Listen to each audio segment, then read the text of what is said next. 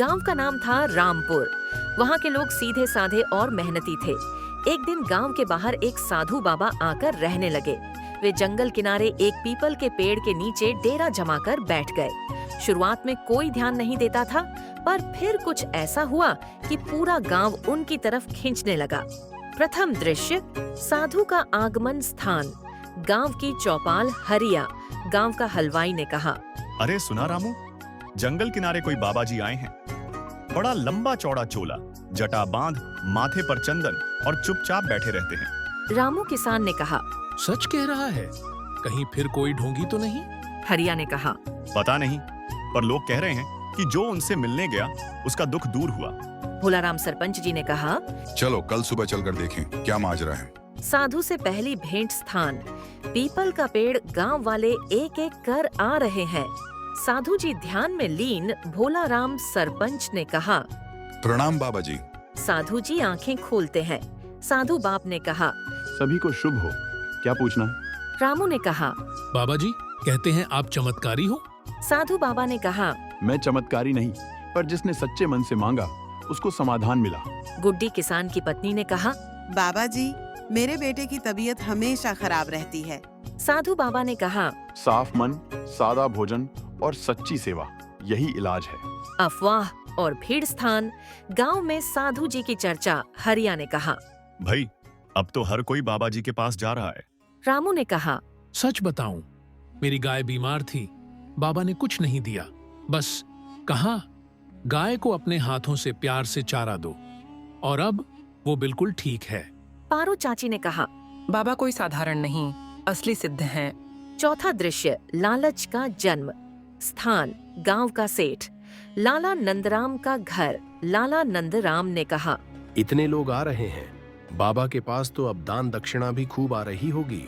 बीरबल, उसका नौकर ने कहा, हाँ मालिक, बहुत लोग फूल, फल, दूध, घी दे रहे हैं। लाला नंदराम ने कहा, हमें भी कुछ जुगाड़ करना होगा, ऐसा न हो कि ये साधु हमारी जमीन पर कब्जा कर लें। पंचम दृश्य, साजिश और षड्यंत्र स्थान। लाला की बैठक। लाला नंदराम ने कहा, सुना है बाबा हर बुधवार को गुप्त मंत्र देता है, कल जाकर हम भी जाएंगे। बीरबल ने कहा, और क्या करें? लाला नंदराम ने कहा, बाबा को बदनाम करना होगा, कहेंगे कि उन्होंने सोने का बर्तन मांगा और मेरे बेटे को बीमार कर दिया। बाबा पर आरोप स्थान। चौपाल लाला नंदराम ने कहा, सुनो गांव वालों, ये साधु ढोंगी है, मेरे बेटे को बीमार कर दिया। गांव वाले, हक्के बक्के ऐसा कैसे हो सकता है? गुड्डी ने कहा, बाबा तो हमें सच्चा मार्ग दिखाते हैं।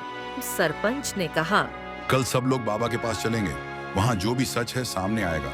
गांव का मास्टर जी ने कहा, सही कहा सरपंच जी, हमें आंख बंद करके विश्वास नहीं करना चाहिए। गुड्डी ने कहा, पर आंख बंद करके शक करना भी गलत है। बाबा का सत्संग स्थान। पीपल का पेड़। साधु ने कहा, आज मैं तुम सबको एक कथा सुनाता हूँ। गांव वाले ध्यान से सुनते हैं। साधु ने कहा, एक राजा के पास ढेरों धन था, पर नींद नहीं आती थी।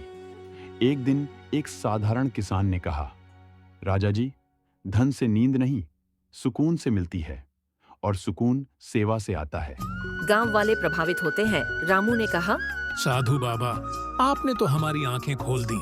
सच्चाई सामने आती है स्थान। लाला नंदराम का घर।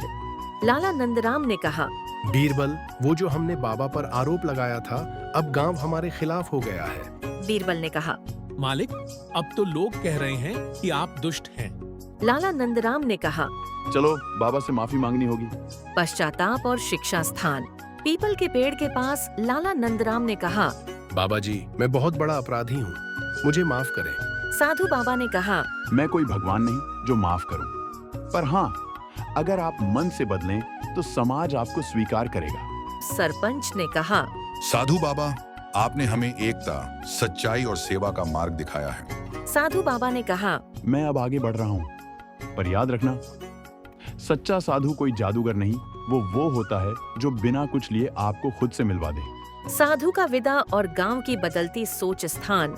गांव चौपाल रामू ने कहा, बाबा जी चले गए, पर जो सीख दे गए वो हमेशा रहेगी। गुड्डी ने कहा, अब तो गांव में भी बदलाव आ गया है, सब एक दूसरे की मदद करते हैं। सरपंच ने कहा, ये गांव अब पहले से ज्यादा जागरूक और समझदार हो गया है।